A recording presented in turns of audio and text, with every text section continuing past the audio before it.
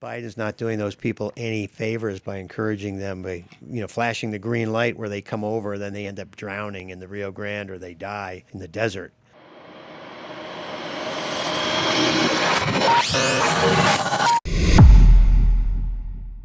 States have rights. The feds are dialed in on Texas right now for putting barbed wire up on the border. That's right. And Texas is saying, you're not going to do anything about it. We are, especially Texans who live there, who've got criminals just pouring over.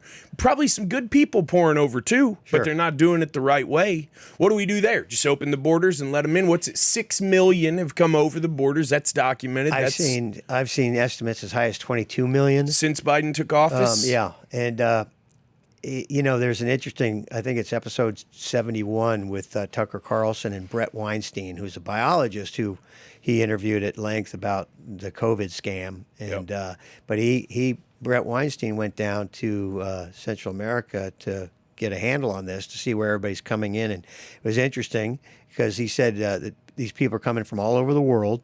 They're coming into Ecuador because they don't require a visa to come into Ecuador, and then they get on the Pan American Highway and they come north until they get to this area, I think it's Colombia, called the Darien Gap, and that's unpaved. That's the one gap in the Pan American Highway that goes from Alaska all the way down to Patagonia, and that these people, it's very dangerous to go through the jungle there, and some people perish.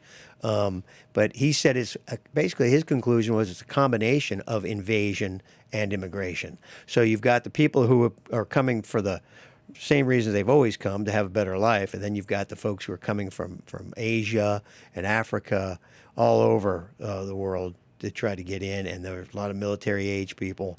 He said he didn't see with the Asians, he didn't see any children with them like he would see with the South Americans. So the fear is that they're sending sleeper cells over, or maybe, military folks to attack us from within. It's definitely something to worry about.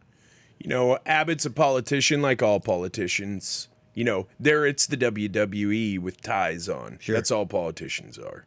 Pro wrestlers. They're all drinking at the same bar after the show. Follow the money. It's all about the money and power. Has Abbott done too little, too late?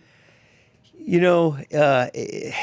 sits around, then he takes action and likes to grandstand, like sending buses or airplanes of folks up to the sanctuary cities in the Northeast. Which was brilliant. Oh, yeah. That was great about PR as move. gangster as it gets. Yes. And like, okay, New York. He's kind of like Kristi Bring us Noem. You're tired. Yes, she's awesome too. If you're going to be, yes. I mean, Abbott, Kristi Noem, they're excellent. But I'll give DeSantis the most credit because he didn't wait to see if the coast was clear. He did what was right from the get-go. He had the courage to be the one first to act. Abbott's a little timid. Yes, and that's a human trait. That's a politician's trait. You don't want to get too far ahead of everybody. That's a minor criticism. Like I would level at Kristi Noem as well. But I think some people wait for other people to provide cover, and when people start, bitching loudly enough about it, then they realize it's okay to join it or to even lead it at that point. So hopefully we're getting to that point now with our cancel culture and people getting sick of heavy-handed government, that people are standing up and saying enough. What do you do if you're a private citizen and you live in Eagle Pass or Alpine and the back of your ranch is just a thoroughfare for people pouring over? What do you do?